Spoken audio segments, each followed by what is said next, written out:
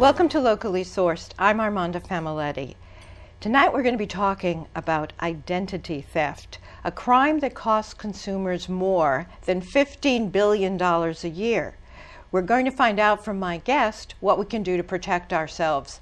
Welcome, Lisa Morris. Hi, thank you so much for having me today. Lisa, you educate people about identity theft, so can you tell me how you do that? Well, we try our best. Hudson Valley Federal Credit Union, where I work, is very committed to financial literacy, and that's part of it because there are so many ways these days for people to get your private information and use it for their own nefarious reasons. And so we try to go out to the community through programs like this. We've been guests on a few other area programs. We do visits to senior citizen centers. We'll do community visits. We do a lot of, even high schools. We'll go out in high school and middle schools and we'll talk to the kids about how important it is to protect your information. Right. Well, I met you at the Reed Memorial Library in Yes, Carmel. yep. That was one of our recent ones. Yes, you came out and I was so impressed with what you had to say and I thought it was so important. Thank you. You were so kind to say you'd come on the show. Yes, I'm very happy to be here. So thank you.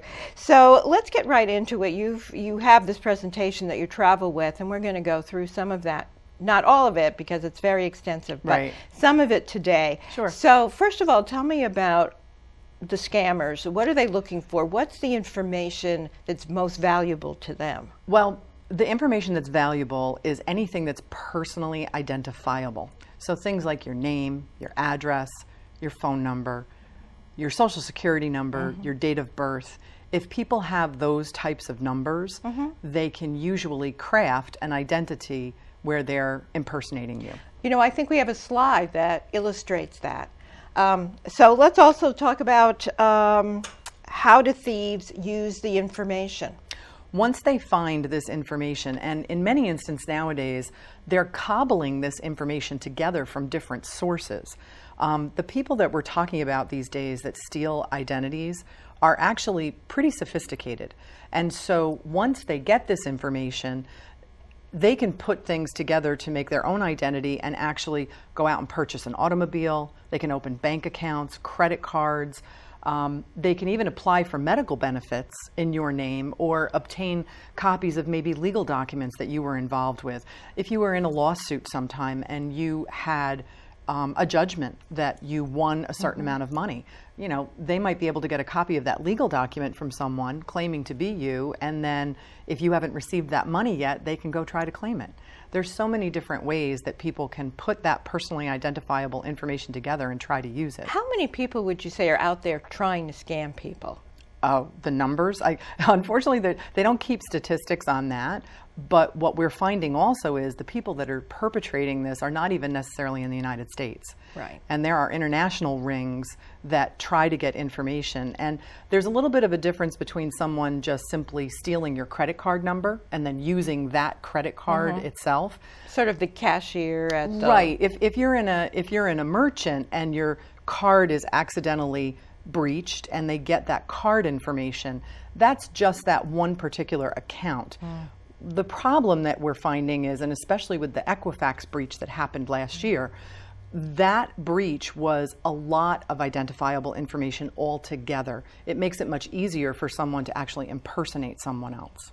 Wow, oh, that's right. So they had their social, they had all the valuable information that we showed on the screen originally. Exactly. And that's something that we're really encouraging people about. That was big news when it happened. Right. And then as, you know, things happen in the news cycle, it sort of dies down over time. But if you did not check with Equifax whether or not you were part of that breach, we're really strongly encouraging people to still do that. You can still go to Equifax.com and find out whether or not you were part of the breach. And you are entitled to a year's worth of free credit monitoring. And in many instances, we're also encouraging people, if you're not the type of person who's going to be taking out a lot of loans often, you may want to put a credit freeze on your credit reports. And that's different than a hold. A credit freeze actually means no one, not even you, can apply for credit unless you have a password that's going to unlock your credit report. The Equifax crime, did you have to be a customer of Equifax to be a victim, or would anybody who does any kind of business online have that problem. Yeah, that's the unfortunate thing. Equifax is not someone who has customers of its own individually like you and I. Okay. Equifax collects all of our information based on our past history of borrowing. So when you take a credit card with American Express reports your credit history to Equifax. That helps them to craft your credit score, so in the future they'll know where you're going to be priced with your loans based on how well you do or do not pay back your loans. So anyone who's ever taken out a bank account, a loan, a credit card, you can be in the Equifax system. And it literally touched hundreds of millions of Americans. Wow. Yes. Okay. And there are only 300 million of us. That's right, yeah. So check your Equifax. That's right. Check just your go Equifax. to equifax.com to see if you're there. Oh, that's horrible. So what are some recommendations you share about how to protect yourself from people stealing your information? Right. I think we have a few slides about that too. The number one thing really is do not overshare your information.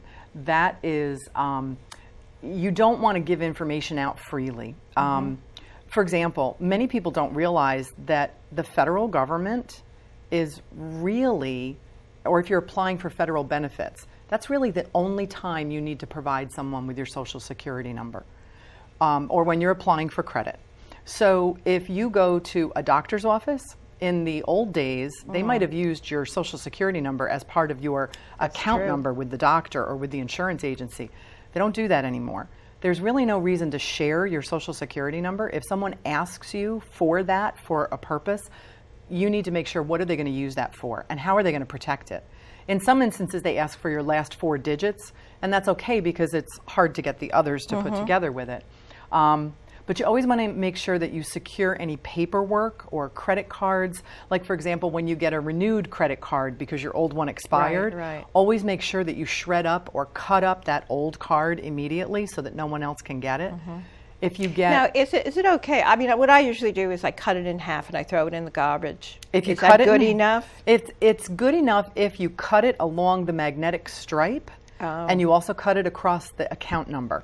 So shredding is absolutely the best way. And all right, no one, right now I have to declare, please, no one go near my garbage, okay? But from now on, I'm going to be doing it right, so you're not going to find anything. We'll buy you a shredding machine for your birthday. Thank you. Oh, it shreds credit cards? You can buy small personal shredding machines that do credit cards and DVDs also.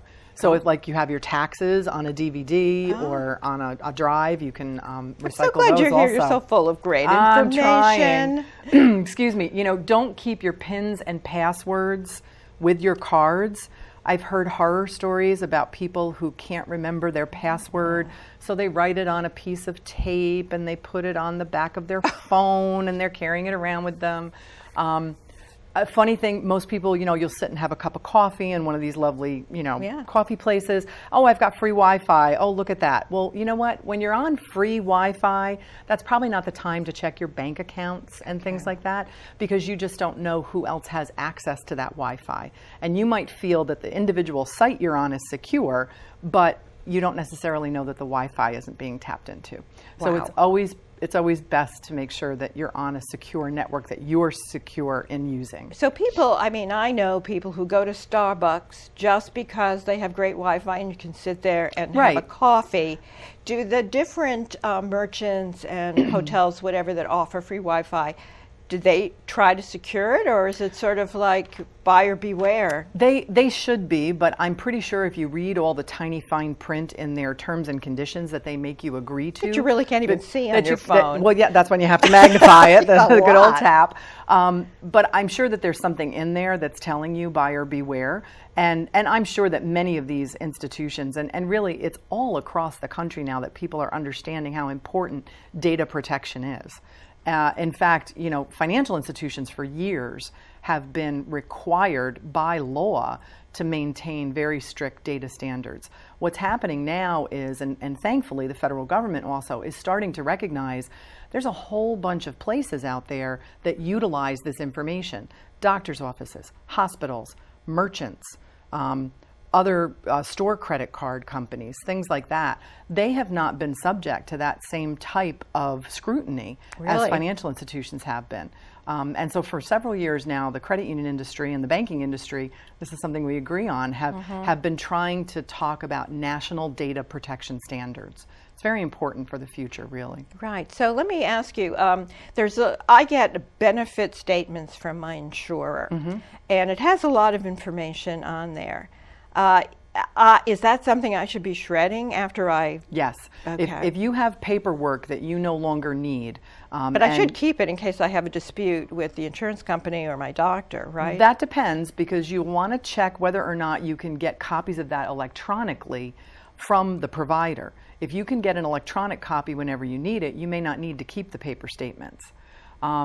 You also want to look at those statements. It's very important, because if there's any discrepancies in them, or if you're expecting a statement and it hasn't come yet, it's a good idea to call your provider and say, did you have a problem with the printing this month or something like that?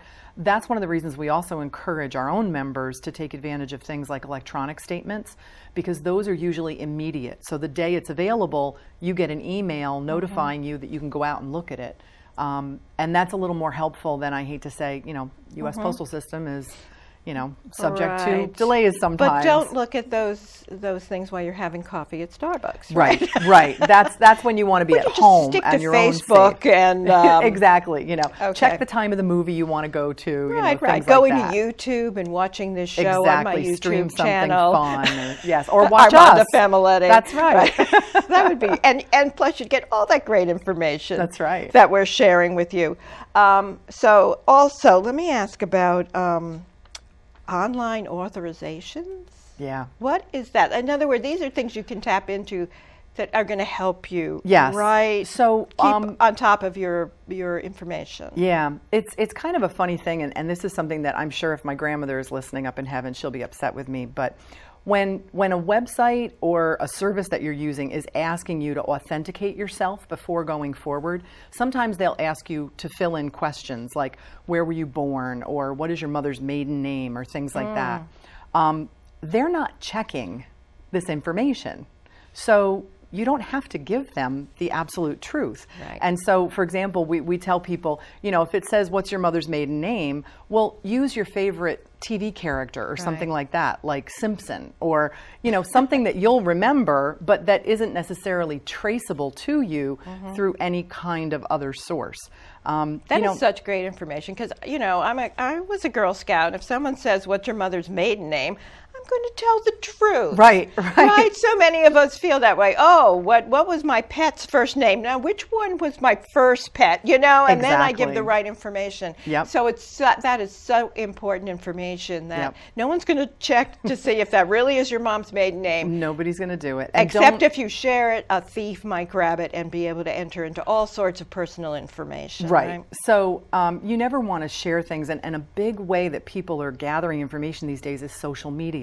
So putting out there that you're married to such and such, that your anniversary is this month, that your mother's birthday is this and that. Right. People can piece that information together, and then even asking other people for that information. Oh, I see that Lisa's husband is going to start a new job. I wonder where that is.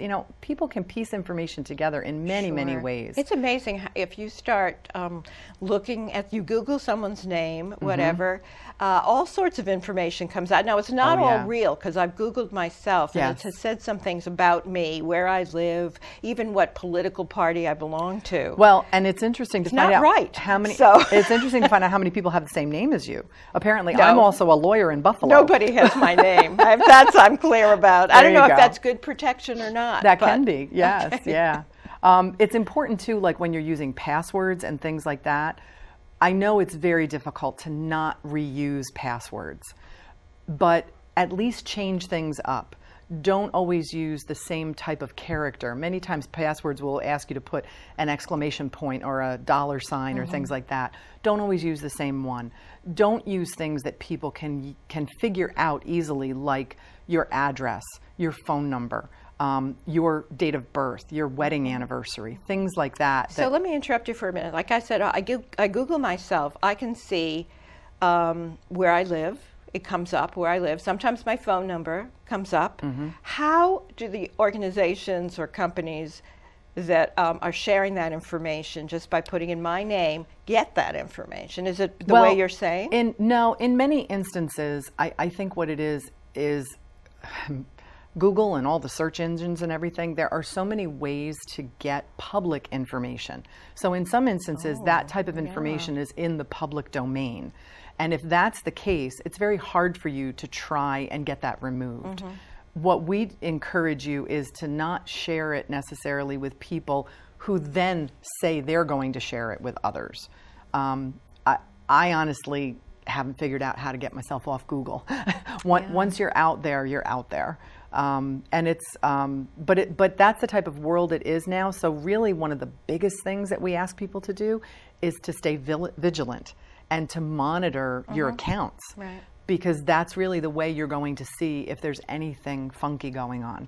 Okay. And Google might be a way to do that. Google yourself. The best thing to do from a financial standpoint is actually to make sure that you get a credit report every year to review that. You can go to annualcreditreport.com. It's very easy. And you're actually entitled, all of us are entitled to one free credit report from each of the 3 major credit bureaus. And I think we'll talk about that a little later when we have the graphic. So Equifax, TransUnion, and Experian are the 3 major credit bureaus across the country. And virtually all financial institutions use one of these to decide whether or not they're going to give you a loan, and they craft a credit report on you. You can either go to each of those individually and request a copy, or you can go to annualcreditreport.com, which is one site where you can request all 3. And what we often tell people to do is, if you haven't done this in a while, go ahead and get all 3 right now. And then next year, when you're entitled to another one, get just Equifax. And then 4 months later, get TransUnion. And then 4 months later, get Experian. So that way you're on a rolling course of every 4 months, you're taking a look at a copy of your credit report. And you want to look for things like, are there any new accounts that you haven't opened? Were there any inquiries or any notations that maybe you didn't make a payment on time or things like that? And you always want to let your credit union or your bank or your credit card know if there's any discrepancies like that on your credit report immediately, so they can help you clean it up. Call immediately if you see Definitely. anything. See something, say something. Right. Personally, see That's something, say something. extending it a little bit. That's right. We're going to talk about email, and I think we have some slides about how you can protect yourself on email. But I want to talk about snail mail, too. Because in this suburban area, everyone has a letterbox outside their home. Across the street from where they live, down the road from where they live, because you're in a development and you've got all boxes all together. How safe is a letterbox that anyone coming by can open and close? I wonder about that. In today's day and age, it's unfortunate probably that it's not as secure as it used to be when we were growing up. I know a lot of people that get post office boxes just for that reason, so they know that they can access it. I joke, my brother and sister-in-law live in Texas, and they have a locked box in their neighborhood. But my mother lives with them, and she always gets upset with them because they don't go to their mailbox every single day. And she's like, you have to get the mail every single day. What if there's something in there that's important? But it's also not just what if there's something important in it. It's what if there's something that you don't want someone else to have. To see, right. So don't let your mail linger for too long. Don't let your mail linger. If you're going to be away for any length of time, I believe the post office makes it very easy nowadays that you can go online and you can stop your delivery for a while if you don't have a neighbor or a friend who can pick it up for you. But definitely don't let that pile up. Okay. So now let's talk about email. We have our slide up. So the thing about emails is, if you think about it, when you forget your password, a lot of times they'll say, the old joke in Hollywood is they'll email you your password. It's like, yeah, but I can't get into my email because I don't have my password. Our risk mitigation guru that we have at the credit union, John, actually suggests that you have 2 email accounts, that you use one for any of your secure activity and then one for all the other stuff. So when you want to see the sales at DSW or, Home Depot, if you're a gentleman, or whatever, use that for the fun stuff. I'm interested in sales at Home Depot. Home Depot? Yes, okay, good. My husband has more of that than I do. So, but then again, he's also not buying as much shoes as I am. So, but definitely having 2 or more can help you protect yourself. And whatever you do, don't reuse your email password for other things, because oftentimes email is more frequently hacked than other individual sites. And what they can do then is if they can hack that password and then they go try it a million other places, if you've reused that particular password, you're at a greater risk. So I have a question. Sometimes I'll go into a site for the first time. I'll type in my email and I get a little box appears on my computer and it says, do you want Chrome to save this, or do you want to save this? Is that a good idea to say yes? That's a personal decision. Well, how safe is that? That's what worries me. Yeah, I only do it when it's like a frivolous kind of thing. Right. The other thing to remember is that's only on your computer. So when you go to another computer, like if you're traveling and you go to a Hilton hotel and you type in, you're going to have to type in your password because Chrome is not going to remember that. So it's really a convenience factor and whether you are comfortable in your own security of your network at home. So if somehow my computer falls into the hands of a criminal, yes, are they going to be able to see my passwords if they've been saved? They won't necessarily see them on the screen, but they could get into your accounts immediately because if you set that up to be they automatically can just say, get there in, it is, automatic. There you go. Right. Oh my. Yes, okay. Yeah. So here's a question. Recently I saw about email, this is about email, that the sheriff's office, our local sheriff Langley, sent out information about a scam that's happening right now in Carmel and Putnam, and it involves getting an email from Netflix. Oh yeah. And Netflix says, or this supposed Netflix says, oh, you got to call right away. There's something wrong with your account. Yes. It's usually when you get those kind of messages, the scare tactic. Yes. If you don't pay up now, we're going to charge you 10,000% interest. Or we're going to cancel your account and you won't be able to see Stranger Things. Even though you're right in the middle of your Breaking Bad marathon. Yes, exactly. You're going to lose all access. Right. And now what the Langley post said was that you really need to look up top at where this is coming from, the URL address. Yes. And see, you can tell it's not coming from Netflix. Right. A lot of times things like that, I know I've been getting them recently from Apple. Oh. And it will say like Apple support at Apple yada yada yada yada yada yada yada yada .com. Way and there's too like, much there's like numbers way and too symbols much stuff after the thing. And honestly speaking, when you think about it, these reputable companies like Netflix, PayPal, Apple, they're the ones. Federal Express gets hit with it, I think, too sometimes. They're not the type of companies that are going to risk their brand reputation by sending you a threatening email that says, we're going to turn your service off if you don't click. Yeah, but you don't think straight. You don't think straight, right, Lisa, when you see something like that. The key so you is panic. With that, and this is one of the other really big takeaways that I hope people know from today. Don't click. Do not click on an email. Can you click delete? You can click delete, yes. Okay. You can not open it. You can put it into spam. You can click delete. Do not click on any links in emails like that because that's how they're going to either put malware on your computer. In some instances, so they're phishing. They're phishing. Yes, that's called phishing. Exactly. There's also vishing, which is people calling you on the phone to say, hi, this is the IRS calling. You owe us a back tax amount. I had that call. Yes. The IRS is never going to call you. They will never call you. They always do everything snail mail.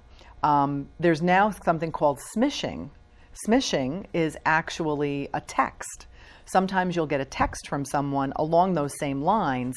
You know, hi, this is Apple. Click here to approve your new account address or something like that. Just delete, get it out. And if it's an email that says click here or call us at, don't call that phone number. Find a phone number on your own for the company that you think is contacting you and call them and say, look, I got this email. Is it legitimate? In some instances, the larger companies like Apple and PayPal, they've actually said to people, you know what, would you forward us that email so that they can have their own tech people investigate it to see if they can track down where they're coming from. Terrific. So it's actually helpful. You're such a fountain of information. I try to be. This is great. I think people who watch the show should watch it over and over because there's so much information here. So what if you are scammed? What if you are a victim? So if you're a victim... We just have a couple of minutes left. So okay. We have some...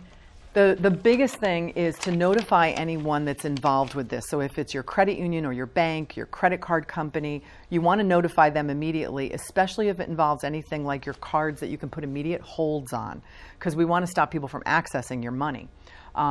You can put stop payments on checks, and you can close affected accounts. Notify the DMV. There may be instances, depending on where you live, in which state. I know I just had the pleasure of losing my license a while ago. And when it was in an airport that I lost it, no less, but thankfully I was through TSA. But you want to make sure that if there's any identifying numbers or something with DMV that they get changed. Get a new ATM card or a debit card or a credit card, whatever it is, and change your PIN with it also. Just so people don't have that handy. And a really good site to go to is ftc.gov, the Federal Trade Commission. They don't actually help you solve identity theft, but they have a real wealth of information out there. They have a button right on their front page that says protecting yourself against identity theft. And you can also talk about, requesting that fraud alert or a credit freeze with the 3 credit bureaus to make sure that no one is using your credit report to get loans in your name. The problem with that is people get loans in your name and then they don't pay them back. Right. And that comes back to haunt you.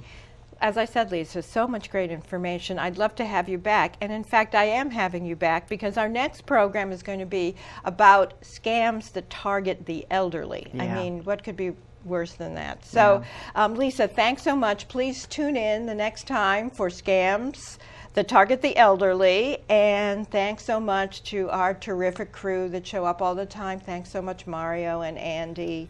And thank you, Lisa. It's been great. Thank you so much. And thanks for watching.